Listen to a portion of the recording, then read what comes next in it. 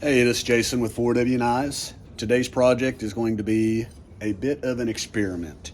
I have purchased some ATP 641 from Jantz, and it is an anti-scale compound that you are supposed to put on your blade prior to heat treat, and it eliminates the scale that forms on it. Of course, if you've done any of knife making like this, you know after you heat the blades up, you have a lot of scale left over, and it is extremely hard to get off.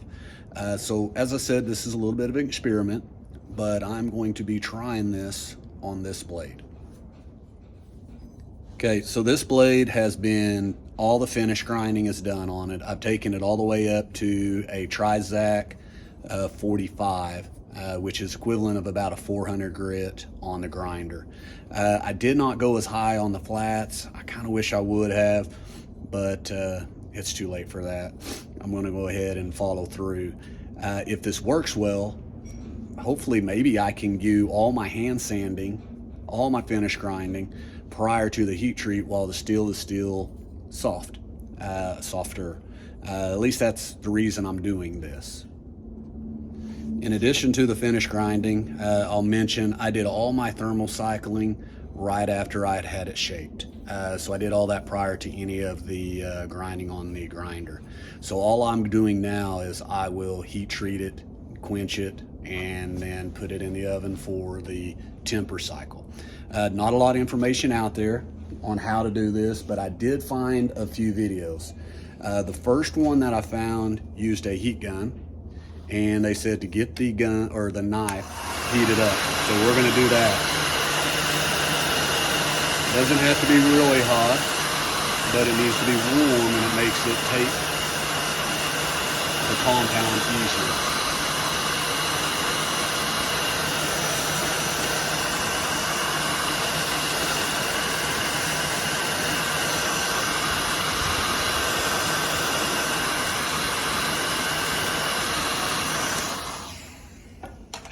I wish I could give you an exact temperature that is, but I really have no idea.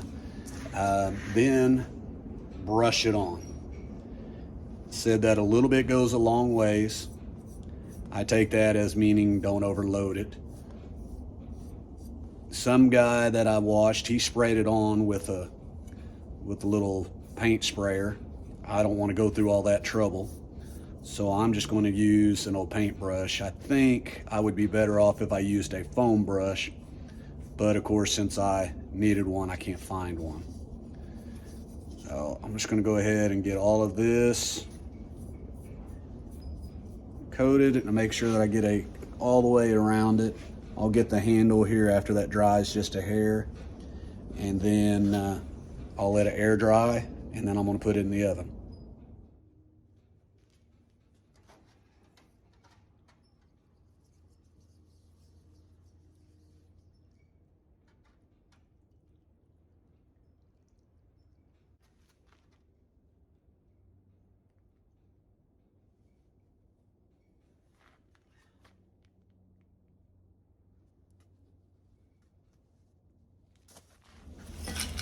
All right, so I got it out of the heat treat, or the quench, I should say. And first, a glance, looks like all of it's coming off. I've read in a couple of the reviews where they said it was about as hard to get this stuff off as it was the scale. That would have definitely stopped me from going, but you can see it's pretty clean. So, all right, well, don't stop the video yet. I'm gonna temper this, and then after I do my hand sanding and stuff, I'll show you the knife prior to me putting the handle on, just so if I run into any other mistakes or anything or problems, I can tell you. Once I started my hand sanding, I noticed all these little specks, is what I'll call them. I'm hoping it doesn't cause too many issues. All right, so here it is prior to me dropping it in the ferric chloride. I started with 220 grit, and it took a little while to get all those little spots off, but they eventually came off. And then I went to 320 and then 600. That's as high up as I'm going to go. So far, all the stuff came off, I'd say fairly easily. About the time that I removed the scratches from the belt grinder, I had removed most of those spots. So let's see what the edge looks like.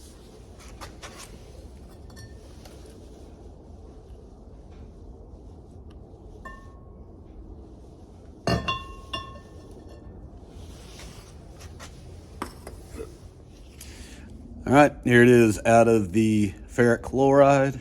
And so far, I think it turned out pretty good. You can see I don't see any of the scale on it or anything that would have polluted the etching. It looks pretty clean to me. That's just one soaking for about 14 minutes.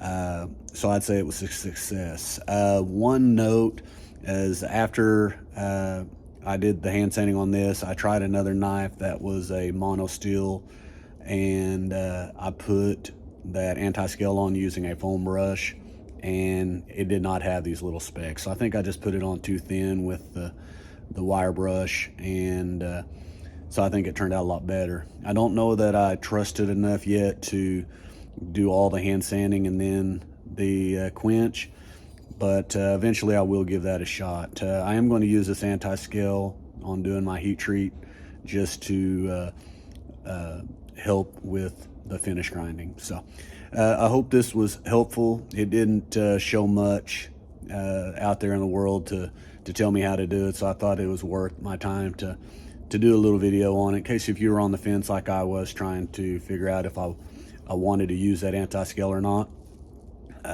My verdict is I'm going to use it. As long as it's fairly reasonably priced. I think I paid like $19 for this. I don't remember right off, but it wasn't too bad, and it lasted me a while. I'm going to go ahead and use it. So I hope the video was helpful. I appreciate you watching, and until next time, have a good one.